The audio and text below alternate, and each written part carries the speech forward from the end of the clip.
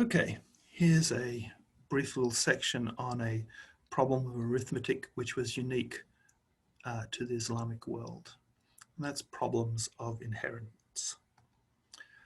So this was known as Ilm al-Fara'id, the science of the ordained quotas.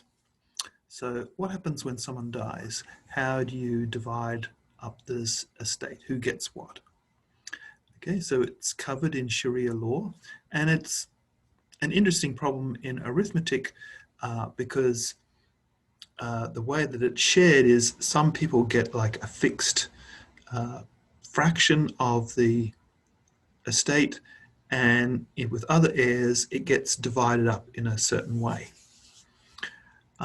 So someone dies, okay, so they have an estate, they have some, let's just say they have some money, but they also might have, horses, land, or whatever.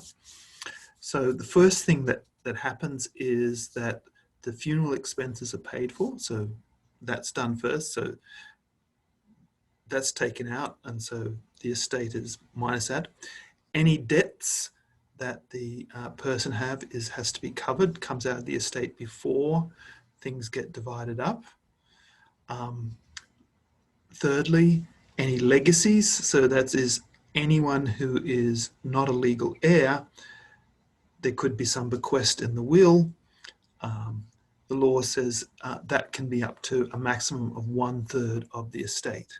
If they ask for more than 1/3 of the estate, then all the heirs can disagree, or can agree or disagree, and then it becomes more complicated.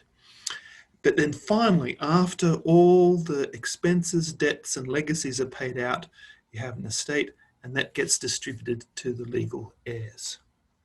And as I said, some people, like the mother, the father, the spouse, will get like a fixed fraction of the estate, and other people, like the children, or if there's no children, the brothers and sisters, it's all very complicated. It gets divided up among them. So the best way to show what I mean is to give an example. And this is an example from Al-Khwarizmi.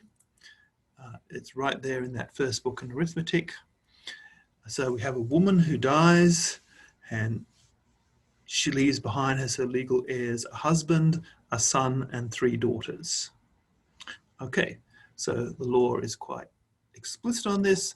The husband gets 1/4 of the estate, and then the rest is divided up among the children, but the son gets twice as much as the daughter. Our son gets twice as much as the daughter. Okay, so it says 1/4 for the husband. There's a son who counts twice, and 3 daughters, so that means 5 shares for the children. So the least common multiple of 4 and 5 is 20, and so we split the estate up into 20 equal parts. So the husband gets 1/4 of that, gets 5, the son gets 6, and each daughter gets 3 shares, and that adds up to 20. Okay. A little bit more of a complicated problem. Same example as before, but she bequeaths to a stranger 1/8 plus 1/7 of her estate. Notice the use of Egyptian fractions here. It's still quite common at this time. Okay, so the first thing we do is we check that 1/8 plus 1/7 is less than 1/3. It is, so there are no complications here, and so that means the legacy is paid off first, and then the legal heirs are done. So you notice this makes a difference for the husband, right? Because he's getting 1/4 of what's left after the legacy has been paid out. Okay, so 1/8 plus 1/7 is, figure that out as a fraction, it's 15/56. So the ratio of the stranger's share to the family share is 15/41. The stranger gets 15/56. The family gets 41/56.